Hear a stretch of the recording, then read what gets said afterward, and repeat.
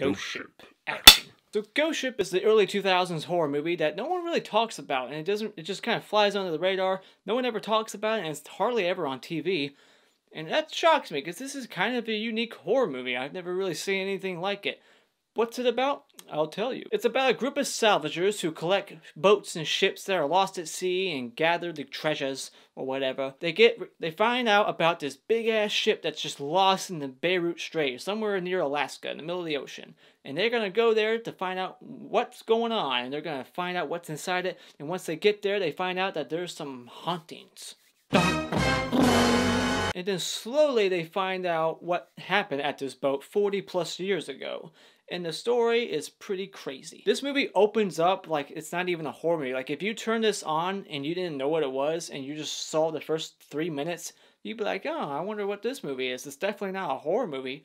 Even with all the font and just the pink cursive, it totally feels like a different movie. And all of a sudden, crazy shit happens. But the biggest problem with this movie is that they throw the best scene at you at the very beginning, and then a flashback scene is probably the second best scene. And I hate when a movie like puts the best shit at the beginning, and then it's like, you got nothing else really to look forward to throughout the rest of the movie. So that was my biggest problem with this movie, that nothing else really paid off later on where it was really fun and exciting. It was just kind of not that good. The characters we get in this movie are very paper thin. Like, you don't know much about them. As soon as the movie starts, they capture a ship in like 1 minute, less than that. The dialogue's very cheesy dialogue. It almost feels like I'm watching the A-Team if they say boats and shit. That's what this group is. It's like the A-Team, except they don't kick ass. They just fix ships. All you really know is that one person sees this other person, like his daughter, like, oh, they got like a father-daughter relationship, except they're not father and daughter. And then you got the Latino person who just likes cars.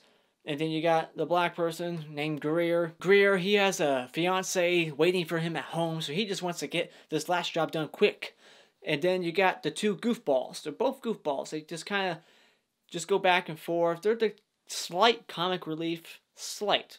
If you find what they say funny at all. And apparently one of them also kind of has a crush on the main girl. And I didn't even see that out. Like, I was like, because that's pointed out to you by the bad guy, the bad person at the end. And I was like, oh, he had a crush on her? I didn't even realize that. And let's talk about the bad guy. There's another negative. Like, the portrayal's good, but the way the director just let him act so suspicious, like, he was just like the only red herring for what was going on. Like, there's something off about this guy. The way he's responding to certain situations, the questions he's asking, it just throws you off. You're like, there's something going on. And he's the one who introduces them to the job. And like, oh, I found this ship that's been lost for over 40 years and no one's found it. Really? Nobody in over 40 years. Coast Guard, nobody, no plane, nothing. Found this big ass ship lost at sea. I know the ocean's huge. Alright, I understand that. But after 40 years, how long can you be lost as a big ass ship without being found? Give me a break. And then our final girl in this movie, her acting is just complete shit in certain scenes. Like, a lot of scenes. A lot of them. It's like, alright everybody, come on, let's do this. Let's fix the boat. Shut up. You suck. After the first act, it kind of just gets kind of slow and bogged down with so much like, this is how we're gonna fix the ship. We gotta do this, and it's all this technical talk that we, as an audience, just do not understand. And then I also find it weird that, you know, the captain, he has a slogan like, the best plan is no plan, but they spend like 15 minutes coming up with a plan to fucking save the ship. That sounds like a plan to me, Mr. A-Team. And then, of course, you have that cliche horror ending that happens in 90% of horror movies where evil lives on. Even though, technically, you just saw evil get defeated, somehow it's living on. It's gonna make a sequel. But nope, we never got a sequel to this movie. So that makes the ending of this movie suck even more. Like, if there was a sequel and we got a payoff for why that ending has to exist, then I would like it. But we never got a sequel, so therefore that ending just sucks. And then our bad guy, who just like, he's technically not even human, you know, he's like ghost. He's a soul collector, you know, he collects souls. He brings people to the ship and he kills them for the devil. I guess he has a contract, you know. He calls it management. They never say devil, demon, nothing. So it's kind of like up to interpretation. Like, who's he really working for? The devil? Sure. He just calls him management. But what I'm trying to get at is that he gets shot doesn't feel pain, doesn't die. He's not human. But then he gets stabbed in the leg and he starts wailing like, ah! So that hurts, but the other one didn't. Just minor inconsistencies, like the little girl who's a ghost. You know, it's 40 years later, she's a ghost that hasn't aged, which I can buy that. But then the singer in the red dress, she's dead for over 40 years, and as soon as she reveals what she really looks like she's 40 years older. She looks like an old corpse, not a young one. Like, it looked like they aged her. Why? The little girl didn't age, but this person did? No. And here's a logical thing, a logical error. Okay, they find all these bars of gold, and if you've ever had a bar of gold, according to the internet, a bar of gold weighs like 25 pounds. Like, if it's solid gold, it weighs a lot. But they're throwing it around like it's a baseball. Just, no, that's not like that. Here is a 25-pound dumbbell, all right? And then this is what they're doing. Yeah, you can't do it. There's just juggling 25-pound gold bars like it's nothing. And another thing that it could be a positive or a negative or just nothing at all. The ending just reminds me of Titanic. The woman just floating away on a piece of luggage or debris, just floating away, getting captured by another ship, and then brought back to land. Kind of sounds like Jaws or Titanic to me. But the positives for this movie is definitely that first act. Just seeing everybody get chopped in half, and they all react the same. Like, nobody ever had like a different emotion or reaction, like, oh shit, or nobody just dropped immediately. They all just had the same look on their face, like they all 50 of them just had the same reaction to being chopped in half. And then the one guy got his head chopped off, and the little girl didn't get chopped at all.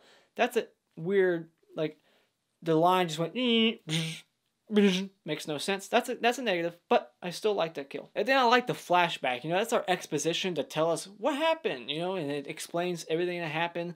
You find out that this shit has actually been going on before 1962, and then the gold just lures people in, and they all turn on each other. And then when they die, they get marked, and they're a soul trapped on the boat. And what you see is with all the people getting shot, and then that soundtrack. The soundtrack for this movie is another positive. I'm not a heavy metal person, but holy shit, I like the song in this movie. There's also one scene where a ballroom, it just completely reverses, like it has a reverse effect where it just goes back to 1962, and everything's going back to normal. It's kind of a cool CGI effect. Because I think it's CGI. It looked kind of fake. But it was pretty cool. It's nothing like Christine with the car building itself again. But it still looked cool. And the set design, the production design for this ship was pretty good. Like, just the way they made it look with all the algae and mold. And it just looked like a creepy-ass ship. And they did a good job. But before they give you that big old exposition, like, flashback scene, there's all these little tiny layers being peeled about what happened. Some of them kind of big, obvious, like, oh, I definitely know what happened. But, you know, they just keep giving you little things that just give you little nods of, like, yeah, some crazy shit happened after that slicing that you didn't see. You find bullet shells in the pool. You find a digital watch that tells you that people have been dying since then on this ship trying to get it. And then you see other things, too. I forget, but there's, like, alcohol that's just fresh. You got the two goofballs that are in the kitchen eating, and then you see, like, poison. It's just very subtle, just subtle things where it's like they're just, without actually saying anything, it's just kind of keeping it there on just on camera. You don't even notice it unless you're really paying attention. But yes, this is a decent horror movie, so therefore I say when it comes to Ghost Ship, you should definitely see it at least once. It's not great, but it's because of the acting, like I said, but it's still good, so I say you go rent it at Redbox. Alright, my Mr. Hat Award for Best Kill is going to go to Munder, the guy who gets sucked into the cogwheels and gets crushed. And my Mr. Twig Award is going to go to Murphy. That poor bastard never had a chance and died off camera. We don't even know how the water got there, but I could assume that the bad guy has something to do with it. Those are my thoughts on Ghost Ship by Steve Beck. Have you seen this movie? Let me know what you thought about it in the comments below. And as always, if you enjoyed this review at all, or if you agree with me, you can hit that like button and then subscribe by clicking on my cartoon face in 5 seconds for more awesome, fantastic content. And until next time, auf Wiedersehen.